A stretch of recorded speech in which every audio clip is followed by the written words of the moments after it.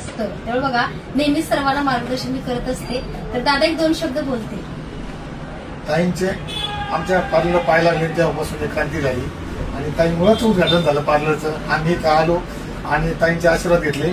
आमचं एक मोठं पेमेंटचं काम झालं आणि पार्लर उभं राहिलं आणि तेव्हापासून जी प्रगती चालू झाली आज गेले 4-5 महिने झाली मागवळून पाहिलंच नाही. आम्ही रोज पूजा करतो, रोज इथे पंचायत सेवा रोज करतो आणि या ताईंच्या आशीर्वादाने आमचं खूप काही चांगलं झालं. आणि अवयव म्हणजे त्या दिवशी अभिषेक सेवा ह्या दोघांना पुन्हा भेटली. जसं बघा सामुदायिक अभिषेक आपल्या शॉपवर चालतो, ती सेवा ह्यांना भेटली आणि बघा अचानक मोठा पेमेंट आला, अचानक पार्लर झालं त्यांचं. म्हणजे बघा दादांच्या ताईने सुद्धा मनापासून कुंचन सेवा केली, दादांनी सुद्धा मनामध्ये पॉझिटिव्हिटी घेऊन आलते इथंपर्यंत.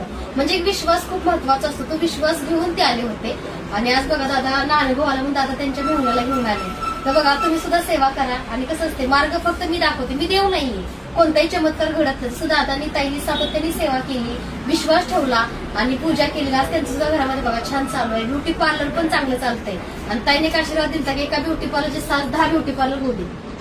तर बघा असं प्रगती सर्वांची होते. त्यामुळे बघा तुम्ही सुद्धा तुमच्याकडे छान सेवा करा आणि पूजा करा. तुम्हाला भगवंत सगळं काही देत असतो. धन्यवाद. धन्यवाद. थँक्यू.